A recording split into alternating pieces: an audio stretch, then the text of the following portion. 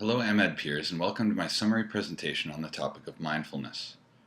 I first became interested in meditation, yoga, vegetarianism, and Eastern approaches to health and well-being in my high school and university years. Following my undergrad and a year of living off the land, I moved to Asia, where I was surrounded by these practices and became acutely aware that there is a way of living and an underlying philosophy of compassion and non-harm associated with the choices that I was already making. I made a commitment to myself to learn more and in a more formal way. Upon returning to Canada and getting settled, I tapped into a network of people who had studied these philosophies and completed my yoga teacher training. I took the training for my own personal growth, but I do teach yoga in a few different settings on a regular basis. 3 years ago, I attended a 3-day workshop at the Omega Institute in New York State called Mindfulness for Educators. Speakers included Congressman Tim Ryans and Ken Robinson. Although the speakers were inspirational and had a lot of expertise, I was left thinking that this approach was just way too simplistic.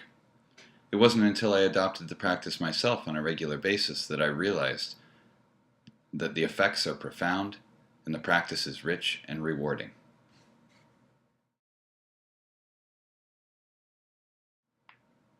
Mindfulness is a set of strategies that encourages practitioners to focus on the here and now.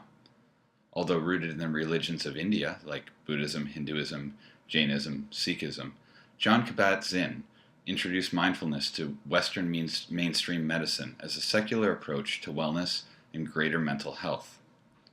Kabat-Zinn defines mindfulness as the awareness that emerges through paying attention, on purpose, in the present moment, and non-judgmentally to the unfolding of experience moment to moment. Meiklejohn and his team of researchers claim that over time, regular practice of mindfulness meditation has shown positive effects on students' capacity to self-regulate attention by developing attentional control through repeated and intentional focusing, sustaining, and shifting of attention, as well as leading to improvements in working memory, attention, academic skills, social skills, emotional regulation, and self-esteem, as well as self-reported improvements in mood and decreases in anxiety and stress and fatigue.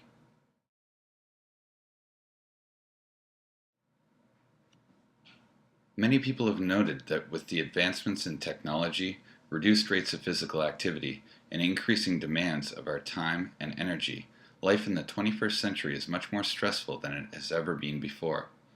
Health Canada believes that 20% of Canadians will suffer from mental illnesses in their lifetime, and that part of the cause of this type of illness is mismanagement of stress. Children and adolescents and their teachers are not immune to the effects of stress, and Metz and colleagues noted that stress can actually affect development of the brain, causing long-term physical, social, emotional, and learning difficulties. Additionally, testimonials from public figures have made mindfulness visible. Phil Jackson, the former coach of the Chicago Bulls and LA Lakers, wrote a book called Sacred Hoops, in which he described how he used mindfulness when coaching and in his personal life. Congressman Tim Ryan has also written a popular book entitled A Mindful Nation, in which he describes what he thinks would happen if the entire United States, including government, adopted a mindfulness practice.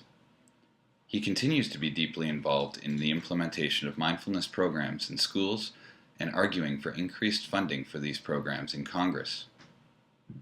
Goldie Hawn started the Hawn Foundation, which helps to create, implement, evaluate, and advertise mindfulness-based programs for children and adolescents.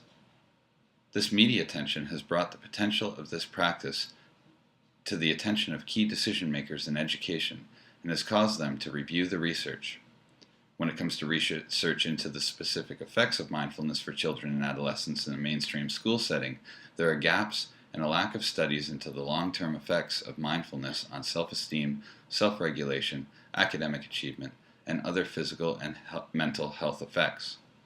I will attach a list of references to this presentation for your consideration. One major advancement in the field is a result of the development of MRI technology. Holzen conducted a controlled study using MRI brain imaging before and after a mindfulness intervention and found significant increases in gray matter in the hippocampus and the prefrontal cortex. These areas of the brain control attention and emotional regulation. He also found decreased gray matter in the amygdala, which stimulates stress-based responses. This study showed that practicing mindfulness is not simply a way to relax, but that it actually affects practitioners on a physiological basis. This was a game changer when it came to the use of mindfulness in the medical and therapeutic fields. Following this discovery and successful applications of mindfulness-based cognitive therapy in clinical settings, research into applications of this approach in an educational setting began to increase. Here I will briefly introduce some of the findings to date. Fluke and colleagues found that students who participated in mindfulness training for 8 weeks experienced significant gains in executive functioning when compared to the control group. The experimental group also expressed satisfaction with the program and self-reported increases in attention and decreased stress and issues with self-regulation.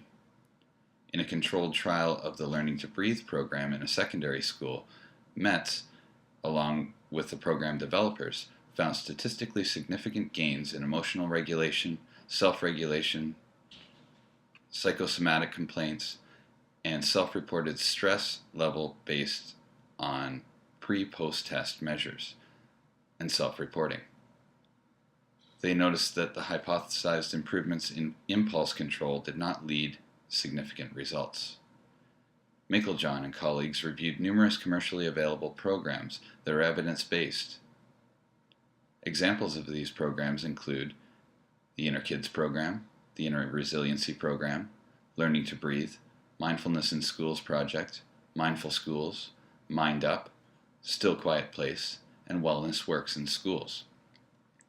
They cite Kabat-Zinn's study into the effects of mindfulness training in other settings, noting the benefits which include reducing stress, anxiety, and depression, enhancing neuroendocrine and immune system function, improving adherence to medical treatments, diminishing the need for medication, altering perception of pain, increasing motivation to make lifestyle changes, and fostering social connections and enriched interpersonal relations. These benefits have the potential to counter the effects of the fast-paced 21st century life for students and teachers. They also note the hundreds of studies showing the benefits of mindfulness-based stress reduction on adults and suggest that this type of intervention has the potential to combat work-related stress and burnout in teachers, as it's been shown to do in other professions. One promising and lesser-known study by Bakosh and colleagues is the first to show an improvement in student achievement following an 8-week mindfulness-based program. Participants showed statistically significant improvements in reading and science on their quarterly grades, as well as having large reductions in negative classroom behavior as tracked by the teacher. Another element that makes this study unique is that the mindfulness exercises were pre-recorded, eliminating the need for teacher training. The researchers wish to conduct further studies into the long-term effects of this type of intervention. Many teachers note that student behavior is one significant issue that affects learning in the classroom environment. Proponents of mindfulness have always argued that the proven benefits of mindfulness training should translate into improved student achievement, but this is the first study that's shown that this relationship exists. I believe there's ample evidence to implement mindfulness-based curricula into elementary and secondary school classrooms, and that the climate is right for this implementation to be successful. As stressors continue to mount and multitasking becomes constant, students and teachers will need strategies to regulate their own attention. In order for successful implementation to take place, there must be ample training for teachers and school staff in mindfulness techniques as well as the teaching of mindfulness. There must also be a plan in place to deal with religious or other objections to ensure equity and inclusiveness. Finally, there must be a measure to evaluate the effectiveness of these programs to address schools, classrooms, or instances where strategies are being incorrectly or inappropriately applied. For those interested, I would now like to lead you through a 14-minute mindfulness practice to give you an idea of what it's like. I'm not an expert in guiding people through meditations, but I practice enough that you should get the idea of what mindfulness meditation is all about. If you like this, I recommend John Kabat-Zinn's meditations that are available on YouTube for further practice.